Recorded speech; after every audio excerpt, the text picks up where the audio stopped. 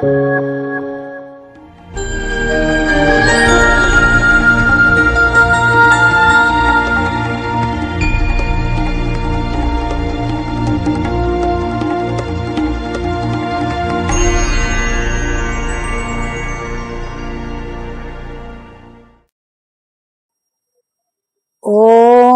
शांति। आज की तारीख है 1/9/19 और आज हम फिर से सुनेंगे प्राण प्यारे अव्यक्त मूर्तधारी अव्यक्त वतन निवासी अव्यक्त बाप दादा की ज्ञान मुरली। तो रिवाइज कोर्स की तारीख है 21/1/85 और आज की ज्ञान मुरली का शीर्षक है ईश्वरीय जन्मदिन की गोल्डन गिफ्ट, दिव्य बुद्धि। जन्म लेने से ही हमें बाबा क्या देते हैं? दिव्य नेत्र और दिव्य बुद्धि देते हैं। दिव्य बुद्धि रूपी नेत्र, तो हमें दिव्य बुद्धि गोल्डन गिफ्ट मिलती है। तो आइए सुनते हैं गोल्डन गिफ्ट देने वाले मीठे मीठे बाप दादा क्या कहते हैं। तो बाप दादा बोले कि आज विश्व रचता बाप अपने जहान के नूर और नूरे जहान बच्चों को देख रहे हैं। आप श्रेष्ठ आत्माएं जहान के नूर हो, अर्थात जहान की रोशनी हो। जैसे स्थूल नूर नहीं तो जहां नहीं। जैसे आंखों में वो जो बिंदु होता है वो नूर है, अगर वो नूर नहीं तो जहान नहीं, क्योंकि नूर अर्थात रोशनी। रोशनी नहीं तो अंधकार के कारण जहान नहीं। तो आप नूर नहीं तो दुनिया में रोशनी नहीं। आप हैं तो रोशनी के कारण जहान है। तो बाप दादा ऐसे जहान के नूर बच्चों को देख रहे हैं। ऐसे बच्चों की महिमा सदा गाई और पूजी जाती है। ऐसे बच्चे ही विश्व के राज्य भाग्य के अधिकारी बनते हैं। जहान के नूर जो बच्चे हैं वो क्या क्या उनकी विशेषताएं हैं, उसका क्या गायन है, वो अभी बाबा नंबरवार बताते जा रहे हैं।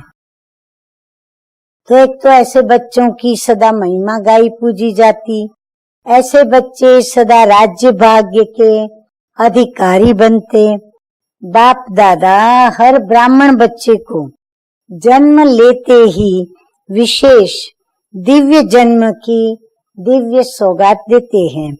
दुनिया में मनुष्य आत्माएं मनुष्य आत्मा को गिफ्ट देते हैं, लेकिन ब्राह्मण बच्चों को स्वयं बाप, स्वयं परमपिता परमात्मा दिव्य सौगात इस संगम युग पर देते हैं।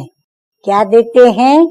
एक दिव्य बुद्धि और दूसरा दिव्य नेत्र अर्थात रूहानी नूर। ये दो गिफ्ट हर एक ब्राह्मण बच्चे को जन्मदिन की गिफ्ट है। इसी दोनों गिफ्ट को सदा साथ रखते इन द्वारा सफलता स्वरूप रहते हो। दिव्य बुद्धि ही हर बच्चे को दिव्य ज्ञान, दिव्य याद, दिव्य धारणा स्वरूप बनाती है। दिव्य बुद्धि ही धारणा करने की विशेष गिफ्ट है। तो दिव्य बुद्धि सदा है, अर्थात धारणा स्वरूप है। दिव्य बुद्धि में अर्थात सतो प्रधान गोल्डन बुद्धि में जरा भी रजो तमो का यदि प्रभाव पड़ता है तो धारणा स्वरूप के बजाय माया के प्रभाव में आ जाते हैं। इसीलिए हर सहज बात भी मुश्किल अनुभव करते हैं। सहज गिफ्ट के रूप में प्राप्त हुई दिव्य बुद्धि कमजोर होने के कारण फिर मेहनत अनुभव करते हैं। जब भी मुश्किल व मेहनत अनुभव करते हो तो अवश्य दिव्य बुद्धि किसी माया के रूप से प्रभावित है, तब ऐसा अनुभव होता है। दिव्य बुद्धि द्वारा सेकंड में बाप दादा की श्रीमत धारण कर सदा समर्थ, सदा अचल, सदा मास्टर, सर्वशक्तिमान स्थिति का अनुभव करते हैं। श्रीमत अर्थात श्रेष्ठ बनाने वाली मत, वो कभी भी मुश्किल अनुभव नहीं कर सकते। श्रीमत सदा सहज उड़ाने वाली मत है, लेकिन धारणा करने की दिव्य बुद्धि जरूर चाहिए। श्रीमत तो मिलती है, परंतु उसको धारण करने के लिए दिव्य बुद्धि का साथ जरूर चाहिए। तो चेक करो, अपने जन्म की सौगात सदा साथ है। कभी माया अपना बनाकर दिव्य बुद्धि की गिफ्ट को छीन तो नहीं लेती। कभी माया के प्रभाव से भोले तो नहीं बन जाते। जो परमात्मा गिफ्ट भी आप गंवा दो, माया को भी ईश्वरीय गिफ्ट अपना बनाने की चतुराई आती है, तो स्वयं चतुर बन जाती और आपको भोला बना देती। इसीलिए भोलानाथ बाप के भोले बच्चे भोले भले बनो, लेकिन माया के भोले नहीं बनो। माया के आगे भोले नहीं बनो, वैसे भले बाप के आगे भोले बनो। माया के भोले बनना अर्थात भूलने वाले बनना, यानी बाप को भूलने वाले। नोट करें सभी, माया के भोले बनना अर्थात भूलने वाला बनना कि ईश्वरीय दिव्य बुद्धि की गिफ्ट सदा छत्र छाया है और माया फिर अपनी छाया डाल देती है। छत्र उड़ जाता है, छाया रह जाती है। इसलिए सदा चेक करो कि बाप की गिफ्ट कायम है। दिव्य बुद्धि की निशानी गिफ्ट लिफ्ट का कार्य करती है। जो श्रेष्ठ संकल्प रूपी स्विच ऑन किया, उस स्थिति में सेकंड में स्थित हुए। अगर दिव्य बुद्धि के बीच माया की छाया है तो ये गिफ्ट की लिफ्ट कार्य नहीं करेगी। जैसे स्थूल लिफ्ट भी खराब हो जाती है तो क्या हालत होती है, न ऊपर न नीचे, बीच में लटक जाते, शान के बजाय परेशान हो जाते। कितना भी स्विच ऑन करेंगे लेकिन मंजिल पर पहुंचने की प्राप्ति नहीं कर सकेंगे। तो ये गिफ्ट की लिफ्ट खराब कर देते हो। इसलिए मेहनत रूपी सीढ़ी चढ़नी पड़ती है। फिर क्या कहते हो, हिम्मत रूपी टांगे चल नहीं सकती, तो सहज को मुश्किल किसने बनाया और कैसे बनाया? अपने आप को अलबेला बनाया, माया की छाया में आ गए। इसलिए सेकंड की सहज बात को बहुत समय की मेहनत अनुभव करते हो। दिव्य बुद्धि की गिफ्ट अलौकिक विमान है। बाबा कहते हैं वो विमान की तरह है।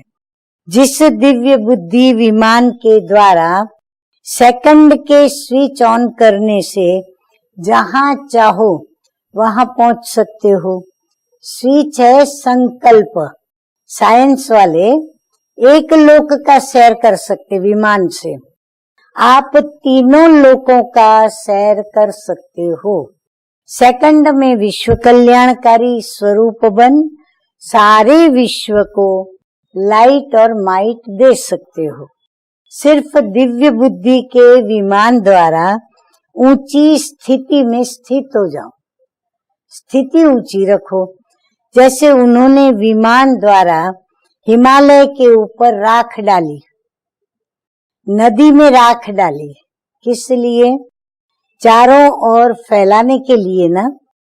उन्होंने तो राख डाली, आप दिव्य बुद्धि रूपी विमान द्वारा सबसे ऊंची चोटी की स्थिति में स्थित हो।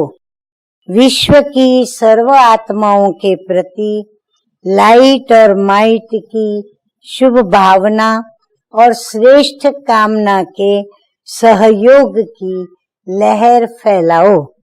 विमान तो शक्तिशाली है ना, सिर्फ यूज करना आना चाहिए। तो बाबा आगे कहते हैं कि बाप दादा की रिफाइन श्रेष्ठ मत का साधन चाहिए। उसके लिए क्या चाहिए?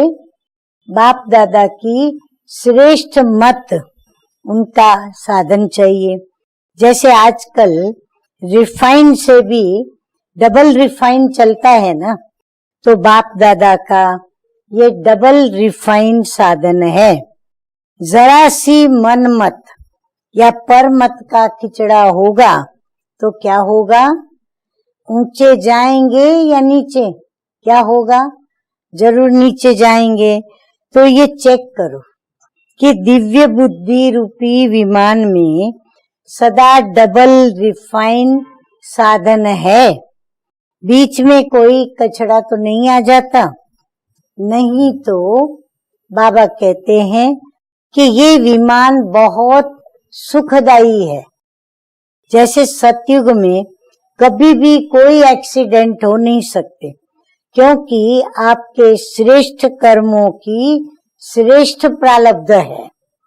ऐसे कोई कर्म होते नहीं जो कर्म के भोग के हिसाब से ये दुख वहां भोगना पड़े एक्सीडेंट का। ऐसे संगम युगी गॉडली गिफ्ट दिव्य बुद्धि सदा सर्व प्रकार के दुख और धोखे से मुक्त है। दिव्य बुद्धि वाले कभी धोखे में आ नहीं सकते, दुख की अनुभूति भी कर नहीं सकते, सदा सेफ है, आपदाओं से मुक्त है। इसलिए इस गॉडली गिफ्ट के महत्व को जान, इस गिफ्ट को सदा साथ रखो। समझा इस गिफ्ट का महत्व? गिफ्ट तो सभी को मिली है, या फिर कोई समझते हैं कि हमारी रह गई है। मिली तो सबको है ना, सिर्फ संभालनी आती या नहीं वह फिर आपके ऊपर है। गिफ्ट देने वाले ने तो दे दी, अब उस गिफ्ट को संभालना या बिगाड़ के फिर फेंक देना ये हमारे ऊपर डिपेंड करता है। तो सदा अमृत वेले चेक करो, जरा भी कमी हो तो अमृत वेले ठीक कर देने से सारा दिन शक्तिशाली रहेगा। अगर स्वयं ठीक नहीं कर सकते हो तो ठीक कराओ किसी के द्वारा, लेकिन अमृत वेले ही ठीक कर दो, उसको चलाओ मत। वे अभी ये बिजी हैं, हम बाद में उनको बताएंगे। फिर गए तो फिर देखा वो नाश्ता कर रहे हैं, फिर हम कहेंगे वो नाश्ता कर रहे थे इसलिए रह गया। ऐसे करते करते सारा दिन निकल जाए, हमारी कमाई भी कम होती चली जाए, हम कमजोर पड़ते चले जाएं।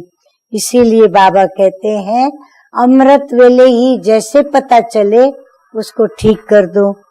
अच्छा, दिव्य दृष्टि की बात फिर सुनाएंगे। दिव्य दृष्टि कहो या दिव्य नेत्र कहो, रूहानी नूर कहो, बात एक ही है। इस समय तो दिव्य बुद्धि की यह गिफ्ट सभी के पास है ना, जो भी ब्राह्मण बैठे थे सभी के पास है। सोने का पात्र हो ना। बाबा कहते कि ये क्यों मिली? क्योंकि आप सोने के पात्र हो। तब तो आपके लिए बाबा ने ज्ञान लाया और आपकी दिव्य बुद्धि में डाला। यही दिव्य बुद्धि है। मधुबन में सभी दिव्य बुद्धि रूपी संपूर्ण सोने का पात्र लेकर के आए हो ना। सच्चे सोने में सिल्वर व कॉपर मिक्स तो नहीं है ना, क्योंकि प्योर सोने का गहना नहीं बनता, उसमें थोड़ा मिक्स करना पड़ता। तो बाबा कहते आप तो प्योर सोना हो, लेकिन कहाँ आपने उसमें सिल्वर या कॉपर मिक्स तो नहीं किया है। सतो प्रधान अर्थात संपूर्ण सोना, इसको ही दिव्य बुद्धि कहा जाता है। अच्छा, जिस भी तरफ से आए हो, सब तरफ से ज्ञान नदियां आकर सागर में समाई। नदी और सागर का ये मेला है। महान मेला मनाने आए हो ना, मिलन मेला मनाने आए हो। बाप दादा भी सर्व नदियों को देख हर्षित होते हैं कि कैसे उमंग उत्साह से कहां कहां से इस मिलन मेले में पहुंच गए हैं। अच्छा, सदा दिव्य बुद्धि के गोल्डन गिफ्ट को कार्य में लाने वाले, सदा बाप समान चतुर सुजान बन माया की चतुराई को जानने वाले, सदा बाप की छत्र छाया में रह माया की छाया से दूर रहने वाले, सदा ज्ञान सागर से मधुर मिलन मनाने वाले, हर मुश्किल को सहज बनाने वाले, विश्व कल्याणकारी, श्रेष्ठ स्थिति में स्थित रहने वाले, श्रेष्ठ आत्माओं को बाप दादा का याद प्यार और नमस्ते। तो देखो बाबा ने हम बच्चों की कितनी ढेर सारी महिमा की। अब हम बच्चों का काम क्या है, बाबा की याद में श्रीमत पर चलें और धारणा करें। तो हम रूहानी बच्चों की रूहानी बाप दादा को याद प्यार, गुड मॉर्निंग और नमस्ते नमस्ते। अभी हम सुनेंगे प्राण प्यारे मीठे मीठे बाप दादा की पर्सनल मुलाकात के कुछ एक महावाक्य। मीठे मीठे बाप दादा बोले कि दृष्टि बदलने से सृष्टि बदल गई है ना। हर एक चेक करें, हमारी रूहानी दृष्टि के कारण कितनी हमारी सृष्टि और आजू बाजू की जो भी परिस्थितियां, स्थितियां और वातावरण कितना बदल गया है। दृष्टि श्रेष्ठ हो गई तो सृष्टि भी श्रेष्ठ हो गई। अभी सृष्टि ही बाप है और बाप में सृष्टि समाई हुई है, ऐसे ही अनुभव होता है ना। जहां भी देखो सुनो तो बाप भी साथ में अनुभव होता है ना। ऐसा स्नेह सारे विश्व में कोई का भी हो नहीं सकता, जो हर सेकंड हर संकल्प में साथ निभाए। लौकिक में कोई कितना भी स्नेह हो, लेकिन फिर भी सदा साथ वो दे नहीं सकता। कितना भी स्नेही हो हमारा, लेकिन सदा साथ दे, बाबा कहते ये हो नहीं सकता। ये तो स्वप्न में भी साथ देता है। शिव बाबा तो स्वप्न में भी साथ देता है। ऐसा साथ निभाने वाला साथी मिला है, इसलिए सृष्टि बदल गई। अभी लौकिक में भी अलौकिक अनुभव करते हो ना। लौकिक में जो भी संबंध देखते तो सच्चा संबंध स्वतः ही स्मृति में आता। इससे उन आत्माओं को भी शक्ति मिल जाती। जब बाप सदा साथ है तो बेफिक्र बादशाह हो, ठीक होगा या नहीं ये सोचने की जरूरत ही नहीं रहती। जब बाप साथ है तो सब ठीक ही ठीक है। तो साथ का अनुभव करते हुए उड़ते चलो। सोचना भी बाप का काम है। हमारा काम है साथ में मग्न रहना। इसलिए कमजोर सोच भी समाप्त। सदा बेफिक्र बादशाह रहो। अभी भी बादशाह और सदा के लिए बादशाह। आगे सतयुग में भी हम राजे महाराजे बनेंगे। नंबर 2, सदा अपने को सफलता के सितारे समझो और दूसरी आत्माओं को भी सफलता की चाबी देते हो।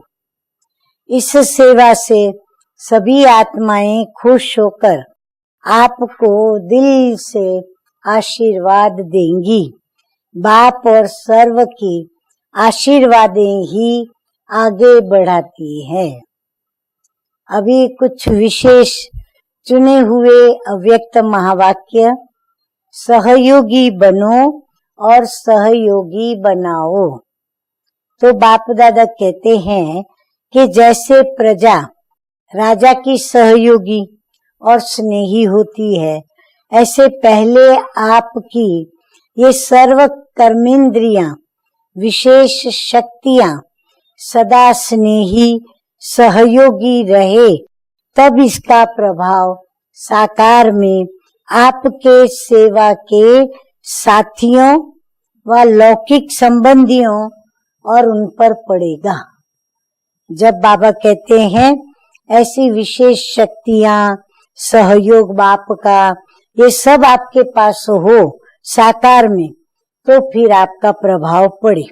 जब स्वयं अपनी सर्व कर्मेंद्रियों को ऑर्डर में रखेंगे, तब अन्य सभी साथी आपके कार्य में सहयोगी बनेंगे।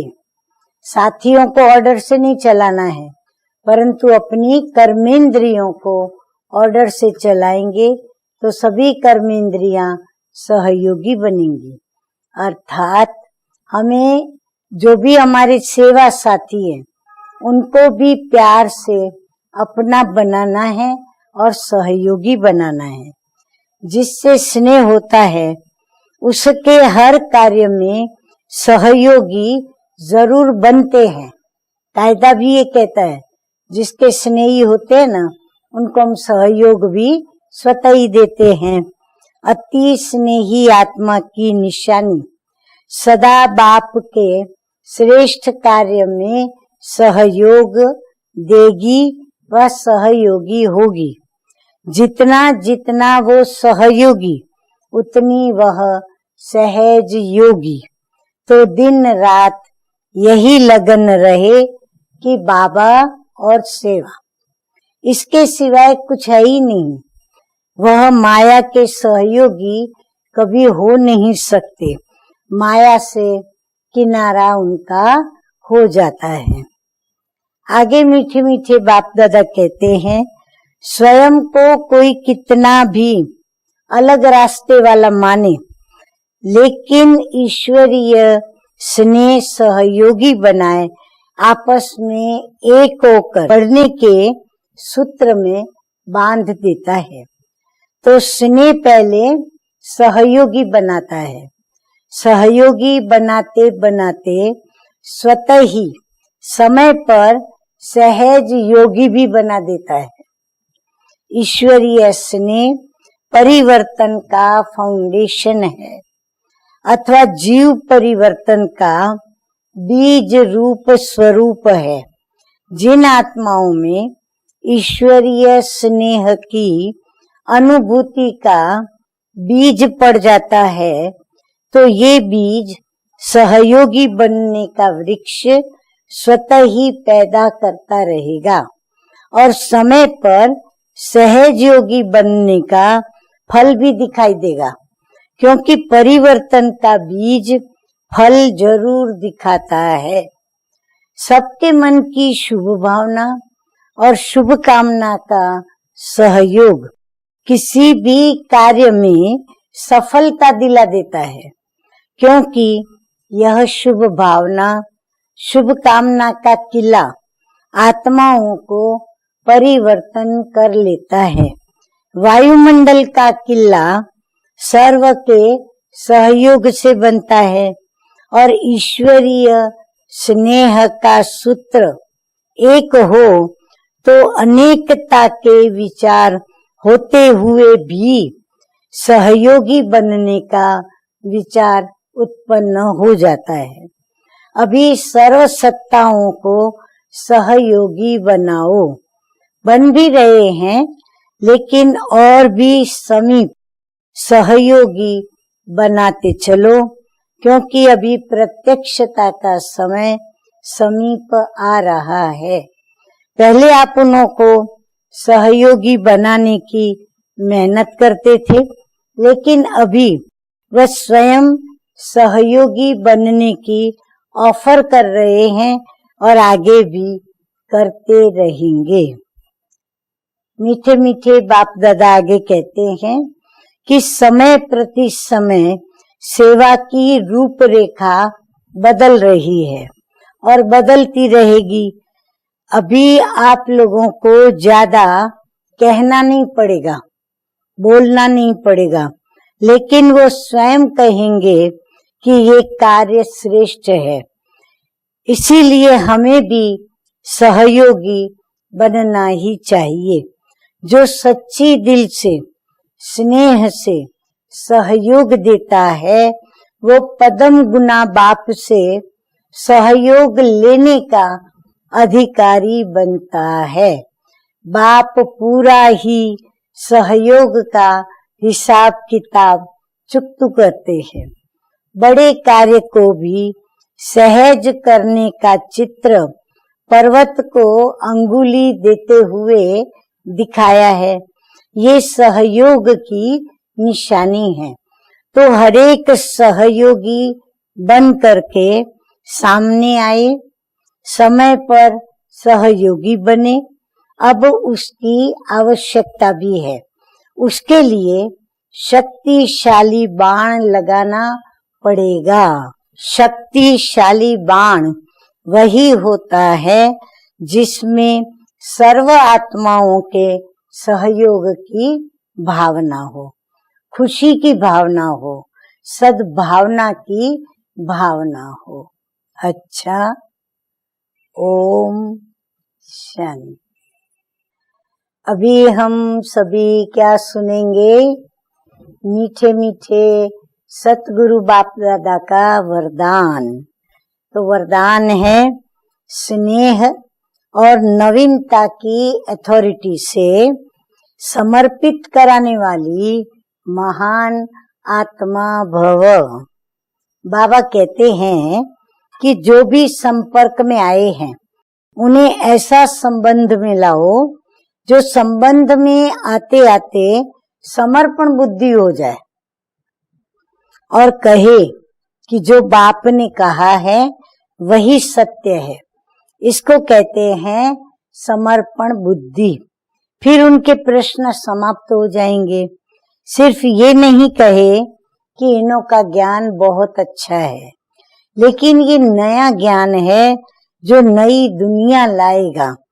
ये आवाज हो तब कुंभकर्ण जागेंगे। तो नवीनता की महानता द्वारा स्नेह और अथॉरिटी के बैलेंस से ऐसा उनको समर्पित कराओ, तब कहेंगे माइक तैयार हुए। स्लोगन है, एक परमात्मा के प्यारे बनो तो विश्व के प्यारे बन जाएंगे। अच्छा, ओम शांति। ओम शांति।